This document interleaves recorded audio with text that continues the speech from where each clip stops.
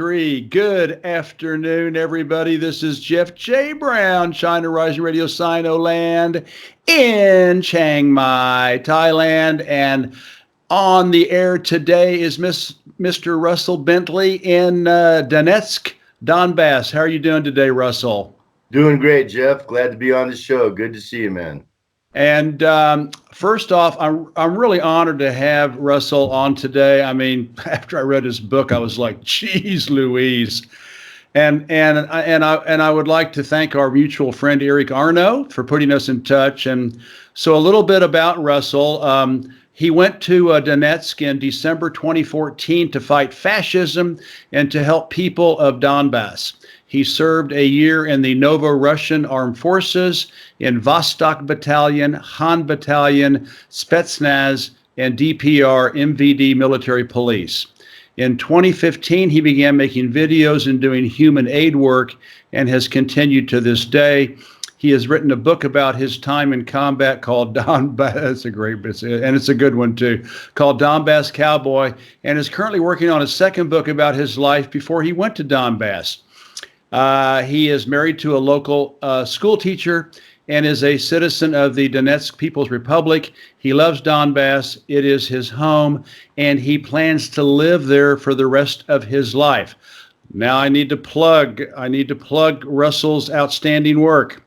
I just finished reading Russell's excellent real-life war journal book, Donbass Cowboy, which, even being a pacifist, I found gripping, honest, funny, and entertaining. I took copious notes, which became the basis of all the questions I'm dying to ask him today. I strongly recommend to all the fans of China Rising Radio Sinoland out there to read Donbass Cowboy. It's not expensive, but if money is an issue, ask your local library, school, university, or place of worship to buy it so others can share and learn. Institutions like these love it when their members make purchase requests. It makes them feel like their work is valued. On the internet page, on the interview page with China Rising Radio, on China Rising Radio Sinoland, I have all of his contact information here for his journalism, for his book, to buy his book, and also his charity mission. So, Russell, that was a long intro. Thank you for your patience, and again, thanks for being on the show. Well, listen, tell us a little bit about yourself growing up and your arc of awareness about Western Empire to the point that it inspired you to go live and be not only a journalist, but a fighter in a war zone. And you and I are both communists, which is quite unusual for Americans, especially from Texas and Oklahoma, respectively. Yeah. So please include your decision to become a revolutionary as well. Take it away, Russell. Okay, well, I was born in 1960 in Austin, Texas, and my earliest years I lived in Highland Park in Dallas, which is kind of the Beverly Hills of Dallas. It's it's where George W. Bush lives now, the Hunt brothers, a lot of multi-millionaires and billionaires. It's its own little town enclave inside of the city of Dallas.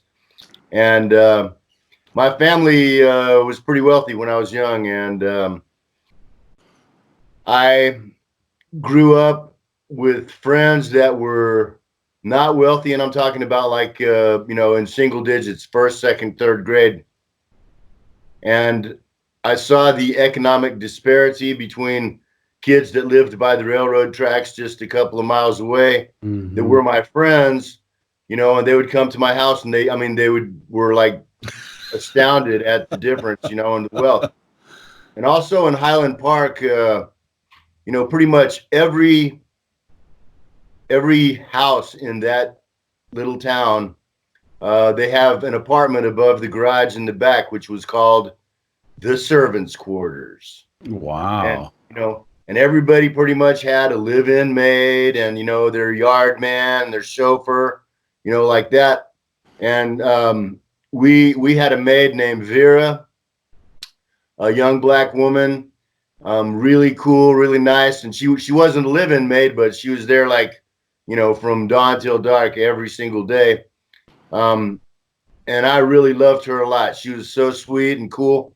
But of course, Texas being racist and stuff like that, I would hear the kids at school talking about, you know, disparaging black people or Mexicans like that.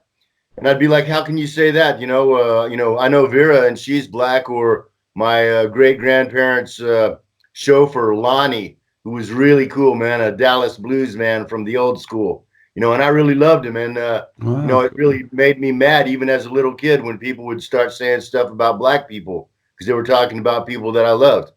And so, I became like questioning of what was real and what was the dominant paradigm versus what I was really seeing. Of course, I also lived in Dallas in November '63 when Kennedy was murdered there. Yeah. And I was only 3.5 years old, but I remember it. Because that's not something that disappears from your memory. And just growing up there and really, and it was some of the guys from Highland Park that were in on that hit. Of course. People that made it happen. And so just growing up in that time, the Vietnam War, my parents liked listening to the Beatles, especially in the early days when it was all like Paul McCartney pop and love songs. And then when they started getting, a little too rock and roll and political and stuff, they kind of freaked out. But, I always had the understanding that maybe things were different than what I was being told or what, most people were saying. And then when I was like maybe 12 years old, a friend of mine gave me Che Guevara's Guerrilla Warfare. Oh, wow. Cool. Read Wow. that. And then I read his, reflections on the Cuban Revolution. Yeah. Started really becoming interested in that in Cuba. And then about like Vietnam, the Vietnam War was still going on. And I started reading books by Ho Chi Minh. And wow, that's incredible. So those were my first communist influences. And I understood, I got a pretty good understanding of what communism was, and that's the sad thing, is that most people in the West, and particularly in America, to be a murdering rapist is not as bad as being a communist in most people's opinions there, That's right. and especially where we're from, like in Texas and Oklahoma. And I lived in Tulsa for a few years too, on the north side. Yeah. Yeah. Okay. And those people, they forget, the great history of guys like Woody Guthrie, and the cowboys that really, were working for like the working class, trying to liberate the working class back, 100 years ago. Absolutely. Absolutely. What an amazing story. Well, listen, you are in Donbass, and it is related to Ukraine. Please give us a 5-minute history of Ukraine. I understand Crimea is the birthplace of the Russian Orthodox Church, and correct me if I'm wrong on that. Ukraine was part and parcel of Russia for centuries, I think going back like to the 1500s. Actually, about 1,000 years, bro. About 1,000 years. And then I heard an apocryphal story that Soviet Premier Nikita Khrushchev, a native of Ukraine, decided to make it a separate republic whilst in the middle of a drunken pick. Can you please give us the lowdown on Ukraine, and so then we can start talking about Donbass? Well, Khrushchev indeed was from Ukraine. In fact, he lived in Donetsk for a while. Okay. Back then it was called Stalino, but he had a house. He was a miner here and had a house near where my wife grew up in the Fundrazr district. And he did, all of Ukraine, and the word Ukraine just means borderlands. And it was like the edge of Russia, but it was always considered to be part of Russia. Like I think it was in the 1100s. And, my history on Crimea is not exactly perfect, but my understanding, I've been there. I've been to a church in Theodosia, a Russian Orthodox church that was built in the 1100s. Wow. So since that time, it's been a part of Russia, both culturally, historically, politically. And I mean, and like ethnically, there is really no difference at all. They're Slavic people, and it's one race. And what's happened with this Maidan over the last few years has been, the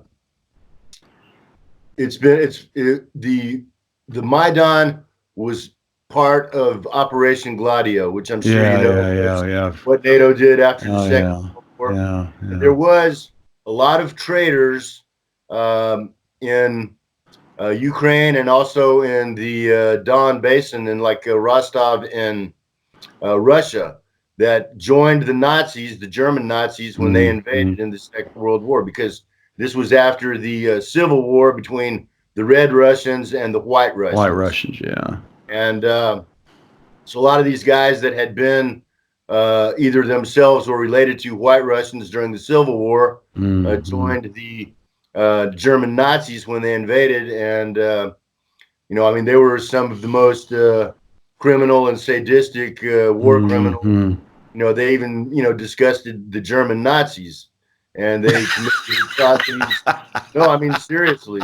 They committed atrocities beyond imagination. And, so those guys, after the victory against German Nazis, those guys kind of went back underground, but they've always been kind of cultivated with, money and connections and assistance, from secret services in the West. And, basically, Maidan was just this boil popping, and unfortunately, because it was so well backed and well prepared, they were able to take power. And so, the people of Crimea and of the Donbass, they understood it was a foreign backed, completely fake revolution. U.S. backed, especially. And the country of Ukraine has done nothing but suffer since then. They've been robbed of billions. Their healthcare system has been completely, dismantled. Now they've changed a lot to where foreigners can buy the land, and the land here is some of the most fertile on earth. And I mean, that's a scientific fact. And they're, and it was their most valuable asset. And now they're going to be selling it to foreigners. Monsanto is big time in Ukraine already. They're cutting down all the timber in the Carpathian Mountains. I mean, it's being raped and looted, and the thing is like this dude Zelensky, and just like Poroshenko before him, they don't have any command or control over what the policies of Ukraine is.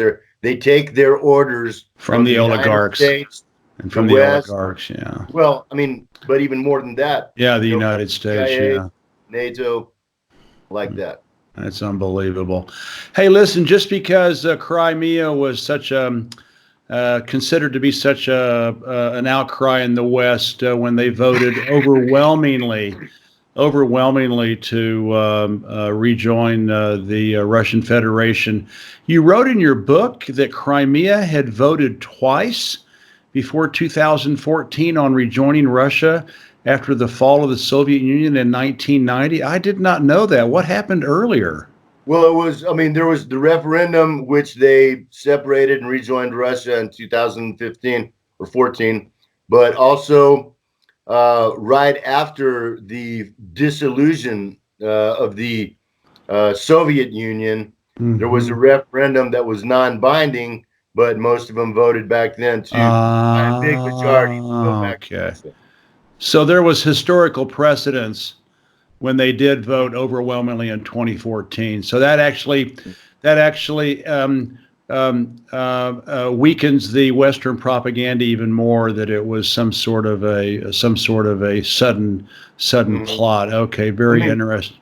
Go ahead. Plus, Khrushchev, I believe it was 1954, when just on a whim, without any kind of parliamentary approval or anything, just gave Crimea to Ukraine. Okay, that's what it was. That's what I read then. Okay, I heard he was drunk one night, and gave it to Ukraine and kind of on his own. I don't know all the I don't know the whole story, but so it was Ukraine that it was Crimea then that Khrushchev welded on to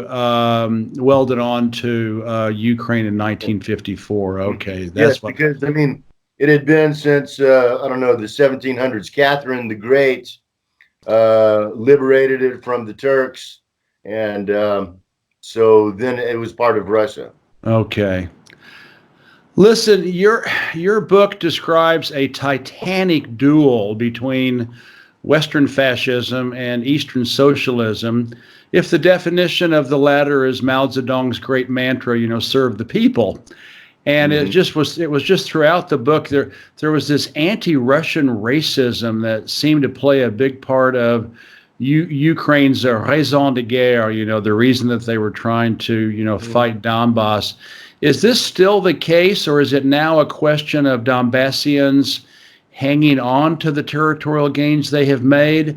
Because you also wrote in your book, Donbass Cowboy, you said that the Ukrainians call the Donbassians separatists, as in Russian separatists. So what's the story there? Well, there is. I mean, they definitely, what the political policy of Ukraine is it's basically the same as what the German Nazi policy was to Russia. And I mean that literally. They have publicly said that anyone that is pro-Russian can be kicked off of this land. I mean, they want to make us either slaves or exterminate us or refugees. And we're not having it. The people here have not forgotten our history of 75 years ago, the hard fight that we had against the German Nazi occupation. And, we're not traitors, either to the country or the human race, what's got to be understood is that these idiots, these Nazis in Ukraine, they are the true traitors because they have sold their country to be under control of foreign powers, the IMF, and corporations. And they are letting their own country and their own people and their own future be totally destroyed. We're the ones that are standing up, not just for ourselves, and not just for Russia and not just for Ukraine, but for the world, because really it's got to be understood that what we're doing here, our resistance here, is to defend Donbass, is to defend Russia.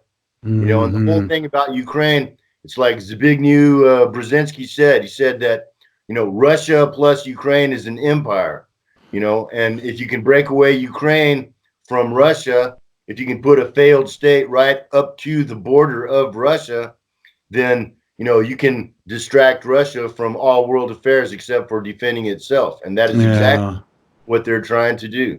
Okay.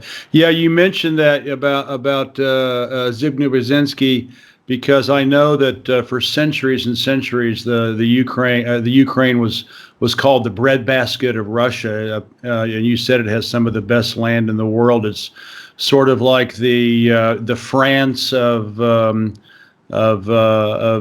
Western Russia, or the Nebraska, Iowa, Indiana, Ohio of apparently the agricultural productivity there is just off the charts. So hey, listen, Donbass and Ukraine hardly even register in the MSM anymore.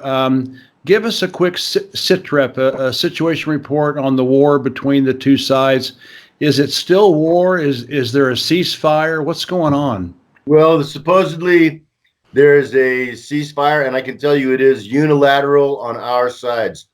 And I have a lot of friends that are still in the military here, that are still serving as frontline soldiers.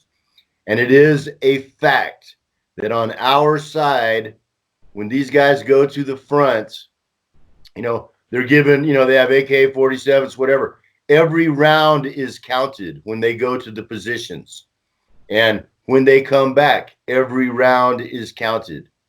And they can go to jail if they have fired one round without permission from their commanders first. And so that's on our side. It's documented. I mean, I've been there. I've seen, like the big ammo crates, in the back are like sealed with a seal, so, and literally, when they come back, they have to, put out 30 rounds from their AK magazines.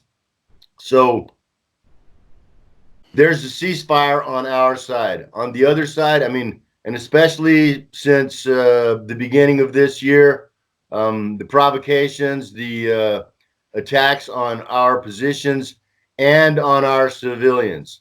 They've been really recently, the snipers have been working hard in Gorlovka, in Lugansk, in Zaitsevo. They're shooting civilians. And, there's been rumors, and I can't say that I know it for 100% sure, but I certainly believe it, that, rich people from the West are coming here like on safari to, they pay 10 or 20 grand and they get to go to the front and be snipers and hunt civilians on our side. There's been rumors of that for many years.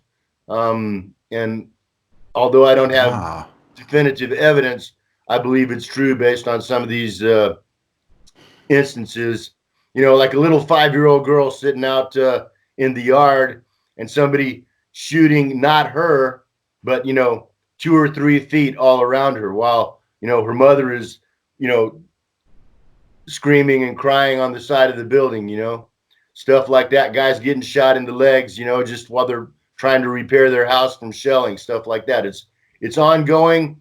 There's a lot of, under the Minsk agreement, anything over 100 millimeters is supposed to be moved back like 50 kilometers from the front line. So, but all the time, I mean, last time I was at the front, which was like May of 2019, we were under heavy bombardment with 120 millimeter artillery and mortars, so they're using prohibited weapons and they're shooting every day. And I can tell you that there are soldiers on both sides that are dying every day. God. Wow. So it's just buried in the mainstream media, and what an amazing people the Donbassians. They really are fighting for their lives. It's just incredible. Well, listen, speaking of Donbass, just tell us about life. I have a list of questions here, and let's just start off sort of a geography a geography lesson. What is the population of the Donetsk People's Republic? It's probably about 3 million people, 2.5 to 3 million people. Okay. Before the war, there was a lot more people. When I got here in 2014, 2015, there was very few people here. Now people are starting to return, but it's still, probably, like Donetsk before the war was 1 million people. Now it's probably 700,000. Okay. So are there any Ukrainian and Russian immigrants that are coming in? Yeah, there are a lot. I mean, you can see, now there's, we have like our own license plates. I mean, the DPR is its own government. We, run the healthcare system, the political system, the security system, the tax system. And so we have our own DPR license plates for automobiles. There's still Ukrainian license plates that you see here. You see a lot of Russian license plates. So there's people from both sides. So there's so there's still Donbassian emigres that have gone into Russia. I heard like in 2014 there were quite a few that fled into Russia to keep their families safe. What's the status of that right now? There's a lot of refugees, both from Ukraine and from the republics that are in Russia now. And there are a lot of people that live in the republics that are now receiving Russian Federation passports. Okay. And so, of course, the republics could not have survived without the support of the Russian people and the Russian government, but we have survived, and, as long as we're still here, that means we're still winning. And what is the border with Russia like? I mean, is there immigration? Do they have to have visas and that kind of stuff both ways? How does that work? No visas. I mean, it's like, it's a lot like, say, going from the United States to Canada or something. Okay, you just stop your car, show your passport or your ID, and they ask you a few questions, and you move on. Okay, yeah. All right. Which currency are they using?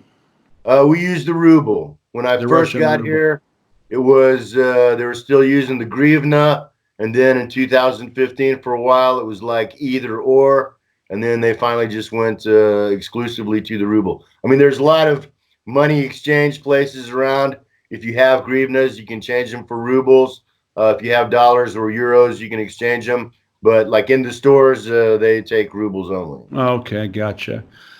And what about the infrastructure? I mean, you kind of alluded to that in your answer just a minute ago. Public services, what we consider to be, quote, civil society, schools, hospitals, air and ground transportation, government administration, and then, as you mentioned, the all-important critical necessity of taxation to make it all work.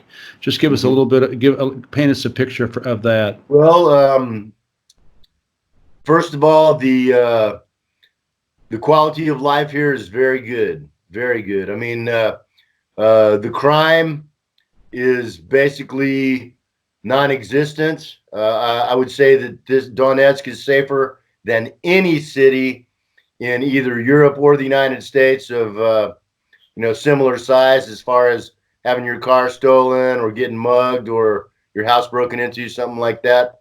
Far, far safer. The cost of living here is incredibly low compared to in the West. I mean, we have 100 megabyte per second internet. It runs $5 a month, and that's plus 300 channels, cable TV. Mobile telephone service is 50 rubles, so it's less than $1 a month. God.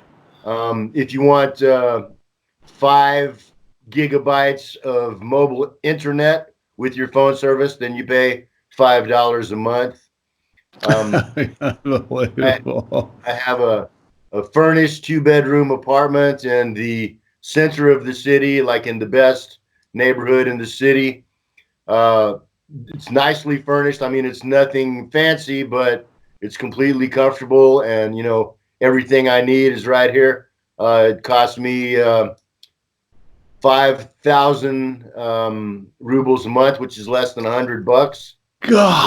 Golly. And then all the utilities, hot water, electricity, gas for the stove, that runs me maybe another 15 or $20 a month. God. And you said they have socialized medicine, and I assume probably K through 12 education. Of course. And then so they've got buses and taxis and the buses used to be, you could go across town on a streetcar or the big electric bus for 5 cents, and that was recently raised up to 10 cents. Oh my God! You can go all the way across town for 10 cents now. Oh my God! And they're excellent buses, and they run on time, they run frequently, and it really is a lesson that people in the West should learn, because I remember like the public transportation in Austin, Texas, where I was born, where I lived before I came here, and it was a joke. It was, I mean, the bus stop would just be like a signpost. There wasn't even a place to sit down or a roof over it. And and it'd run once an hour, and it's like $3 or $5. It's and you see these things, like particularly the internet's a perfect example. The companies here, and these are capitalist companies. They're in it to make money, and they do make money at $5 a month for 100 megabit per second, which most in the United States is 60 megabit per second. You got to pay more to get what we get standard. And the companies here, they can provide this service and make a profit at $5 a month. So when people in the United States that are paying, I don't know, 50, 80, $100 a month for it. Yeah, it's not even very good. Yeah, they got to understand that everything over that $5 is just going to the parasite class, and that's not. It's not even profit; it's exploitation. Yeah. Does Donetsk have an airport? Are there any flights like coming in and out of like? There's the airport was a major battlefield. I know. It was a big part of your book. It was a huge part of your book. It's completely destroyed. It's ruined. All right, and that includes the terminals and the runways. I remember when that one chapter where the Ukrainians were using the tower. You gave it a really funny name, the something serpent or something, but serpent with the crown. Yeah, and you guys finally were able to chase them out of there. So obviously, then there must be fair taxation to pay for all this. So you've got they have like a VAT or income tax or. Well, and actually, it's basically. You don't pay tax when you buy something. It's not like in the United States where an apple is 50 cents, and then so you pay 50 cents plus 5 cents tax or something like that. Sales tax, yeah. They don't have that here. I think it's basically a business tax that taxes profits, and I'm not sure exactly, but I think that to the extent that I think the way that it's intended is that the more money that a business makes, the high, like a progressive tax system. Yeah, like a progressive. Yeah, exactly. Is Donetsk, the People's Donetsk Republic, is it able to borrow sovereign debt? Are they borrowing any money from the Russians or anybody else? No, I don't. I don't know for sure, but there are no international banks that operate here. There's no Western Union or anything like that. To go there is a Republican bank, but it's basically just for people with pensions. It's to pay out pensions to retired people. But any kind of international type stuff like that. We're in limbo. We're totally sanctioned and cut off from anything like that. I have to go to Rostov. It's a day's trip each way just to to go do something at the bank. And that's Rostov in Russia, right? Yeah. Okay, across the border. Okay. Well, I think you kind of already answered these questions, but it sounds like Donbassians, do they have their own passports and driver's licenses and yes, absolutely. Property titles, marriage, birth certificates, and all that's all done. It's all and none of Ukraine doesn't have anything at all to do with any of that anymore. Wow. It's all done. If you buy an apartment or something like that, it's all done through the DPR, Donetsk People's Republic administration. If somebody gets married, if somebody dies, if somebody's born, it's all DPR stuff. Ukraine has nothing to do with any of it. Wow. So you have a DPR passport? Yes, I do. Here, let me see. I got it right here. That must make you feel proud. It does. Wow. And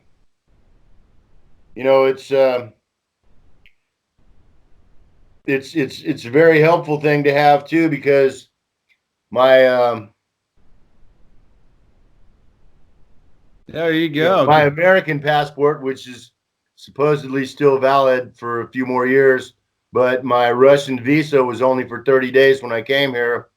So once the visa expired, I couldn't even go to Russia until I got my DPR passport. Unbelievable. Congratulations. A DPR passport is by law considered to be equal to a Russian passport in Russia. Okay, gotcha. Okay, all right. Is Donbass a socialist country, like with a single party and a state economy, like the Democratic People's Republic of Korea, North Korea, or is it like a dominant single party and a mixed economy, capitalist, socialist, like China's? Or is it like a socialist democracy like Russia's, or is it none of the above? I would say it's pretty close. I'd say it was closest to Russia.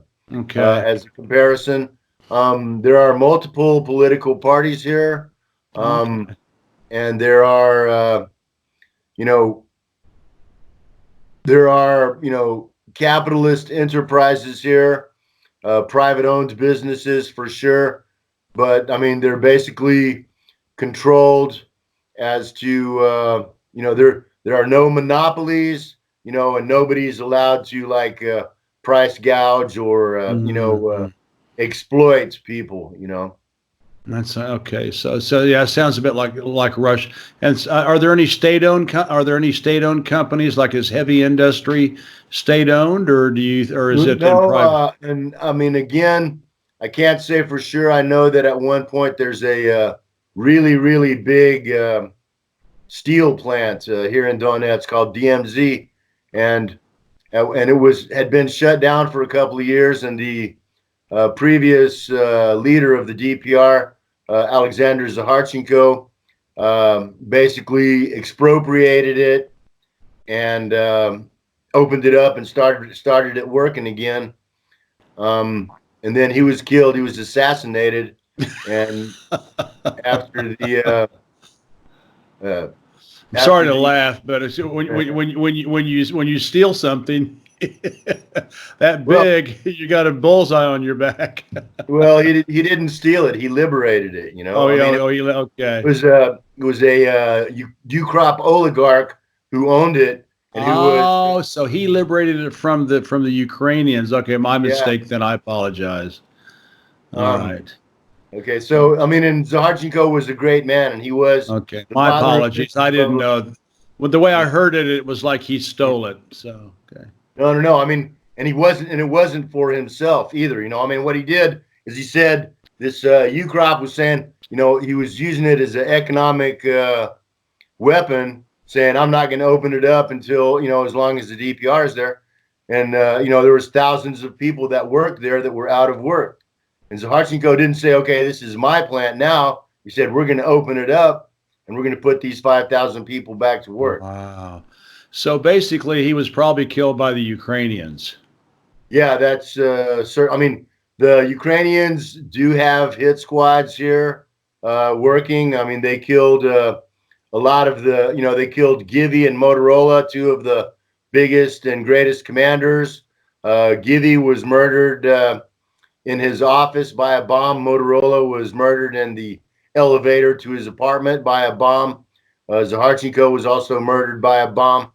These are, very technical, very high-tech devices, that, I mean, it wasn't, some, I don't know. Some kid with a pipe bomb.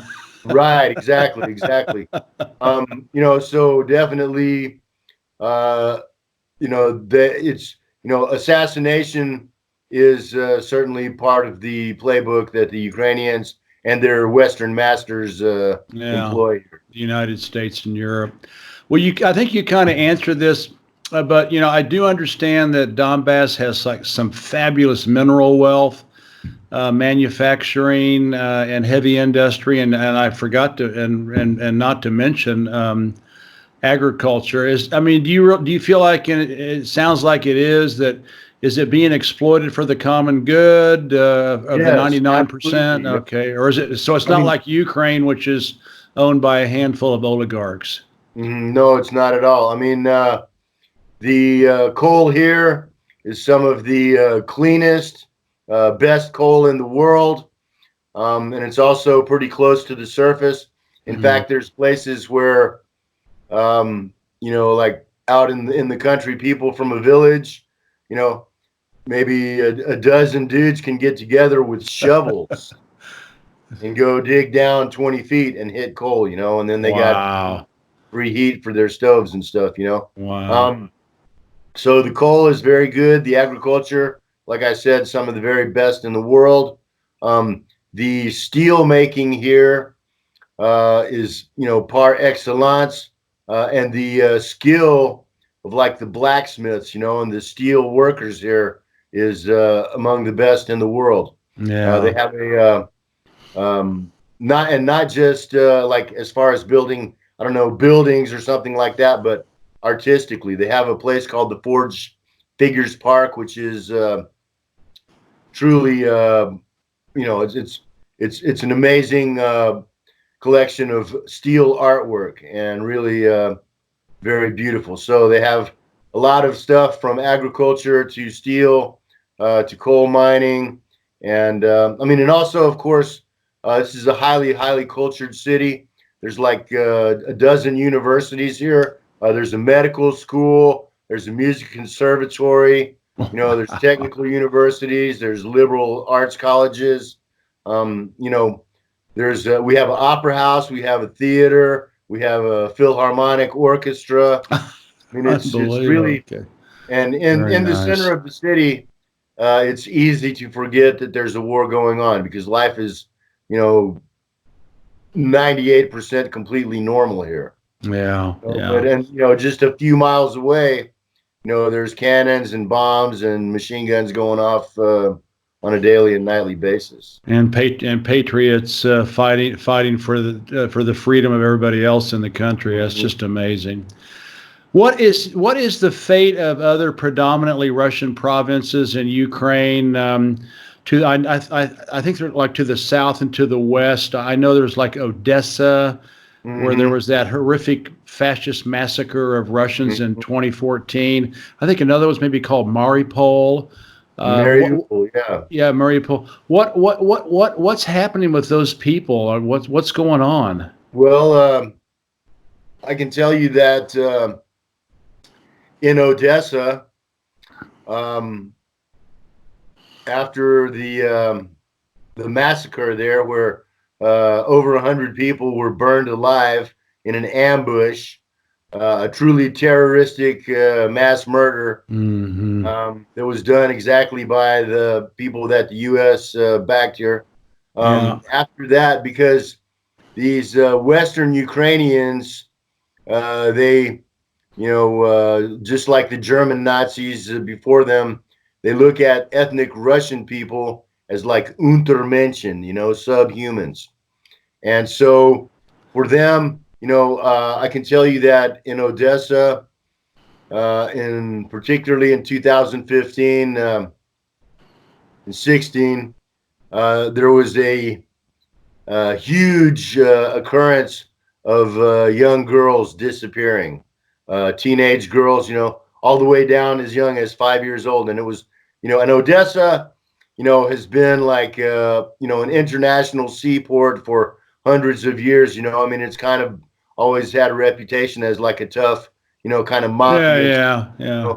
But a port town. Yeah.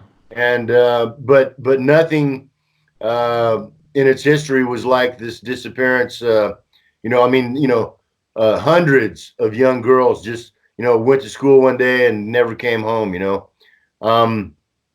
At this time, Saakashvili, the ex-Georgian president, he's a gangster, an American gangster, and he also, him and his wife have been long connected with human organ trafficking. So human trafficking, organ trafficking, this is all going on because they bring in these Nazis, Ukrainian Nazis from the West, and they're basically unaccountable. They can do anything they want.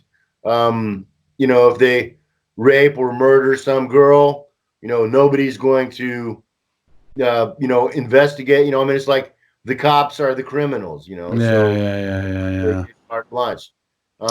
Global capitalism, yay! Yeah, well, Unbelievable. that's what you get. I mean, That's unbelievable. So fascism sad. is just like the ultimate expression of capitalism. Yes, I always say fascism is the flip side of the coin of capitalism. They're really two peas in a pod. Well, my heart goes out to those people that are in those areas. It must be a freaking nightmare. Hmm. Well, let's move on to something more positive. Tell us where you think Donbass will be. I keep saying Donbass, but obviously it's the Donetsk People's Republic. Hmm. My apologies. Where do you think it will be Well, like in 1 year and then in like 5 years? well, it's pretty tough to say, man. I mean, there's so much flux right now, especially with this like what's going on in Syria, and just the whole world economy, and the Minsk agreement. They're supposed to be having another meeting in April, and that doesn't look at all like it's going anywhere. Um, so it could be that. I mean, actually, I think it will either be one of two scenarios that could, work out in the next year or the next 5 years. Is either Russia will there'll be a referendum. The people here will choose to become a part of the Russian Federation, like Crimea did, and Russia will say that under the right of people's right to self-determination, and we'll become a part of the Russian Federation through a peaceful referendum. Or the other possibility is that when the Minsk agreement is shut down here in the next couple of months by the Ukrainians will then say, okay, there's no more hope for a peaceful resolution. We're going to do this militarily. There's like 30,000 soldiers defending our front lines on our side, and there's 100,000 Ukrainians on the other side along the front lines. So um, you know, if they made a major military assault like they tried to do in 2015 um, and 2014, our guys fought very hard and well. I think that there's, to be honest, we had some help, and I think that if the Ukrops make another major assault against us, we'll have some help again. But this time we won't let them go like we did last time. And we'll either liberate all of Ukraine or at least all the way up to Kharkov, Odessa, like that. Yeah, yeah. You get at least get those southern tier province. I say provinces because I'm used to China, but whatever they're called, states or departments or whatever, into the Russian fold. So, well, it seems to me like the referendum to join the Russian Federation would take a lot of pressure off the people because the Ukes are not going to fight the Russians because that would be right. a big mistake, and just like what the Jordans tried to do, well, it's just amazing. I'd love to come visit. You've got my curiosity up so much. I'd love to come visit. So You should. It's a beautiful city. People come here all the time from the West. It's not illegal to come here. At least under European or U.S. law. I mean, it's technically illegal to under Ukrainian law, but if you don't go go to to Ukraine, Ukraine, yeah. then it's no big deal. People come here a lot. They really are amazed by not only the devastation near the front, but by the culture and the beauty of the city itself in the center. Yeah. It's a great place. Yeah, I can imagine you're very proud to be a citizen of the Donetsk People's Republic. It's really amazing. Um, Tell us about your current work and any charities you're involved in. I know and I want the fans out there to know, I sent some money to Russell's humanitarian aid this week, and I encourage you all to do the same. I'll have the website up. It was real easy. I use bill pay because we both have bank accounts in the United States, so I just mailed him a check. But he takes PayPal and debit cards and bank cards and stuff. So, but tell us about your current work and your charities and how the fans out there can donate to your efforts in the Donbass. Well, it's not really my fund. I'm the vice president of it. It's called Donbass Humanitarian Aid. We have a website that's very easy to find. Just Google Donbass Human Aid. It'll come right up. Be careful that you get the right one because the UCROPs also have several sites that say are just steal your money. Yeah. Go to the article where this interview is and click on that one. Yeah, but it was started in 2015. My godmother, who was born and grew up in Donetsk and then moved to Florida in about 2000, she came back and we got together and decided to start this fund. It's basically supported by Russian Orthodox churches and other people, mostly from the United States. We do work with mostly with kids, orphanages, kindergartens, schools, also disabled kids and families that have been economically impacted by the war, that have, big families that have a lot of kids. Yeah. And we've been working since 2015. We've brought about $100,000 worth of charity into the Donetsk People's Republic. It's a really good effort. I mean, the last thing we did was before the war, Donetsk had a little league and a baseball league, and for kids, softball for girls. And I mean, they won in the 5 years before the war. They won the Ukrainian national championship 4 of those times. Wow! From Donetsk, and then and they were supported by by Kiev and also by like the Little League in Pennsylvania or something like that. But when the war started, everything got cut off completely. They wouldn't even talk to the guys there anymore. And and really it was kind of sickening because it was punishing these little kids. Yeah, had nothing to do with any of it. But so for 5 years they kept it going. I mean, and a lot of the coaches too. They split for Ukraine or something. The head coach, the most talented and coolest guy, Nikolai Sergeyevich, he stayed, and they got a hold of us last year and invited us out to one of their practices, and they showed us, and they had like one duffel bag of stuff, that was, I mean, had already been patched a bunch of times. The gloves were falling apart. I mean, they were using baseballs with no skin on them. Oh. They asked us if we could help them out, and so we raised $1,700 for the Little League. We got enough stuff for 2 full teams to equip 2 full teams, and and this stuff's going to be shared with more than 2 teams. But these kids, they have great trainers, dedicated, enthusiastic, expert trainers, and these kids are really super talented. And once the war is over or whatever, and they get to compete with teams, wherever else around the world, they're as good as any of them. They're real champions, and we're real proud to help them out. We sponsor a boxing club, a judo school, just kindergartens. There's like 4 different kindergartens that we help out. We bought like washing machines, a computer, and these are not kindergartens, orphanages, excuse me, orphanages.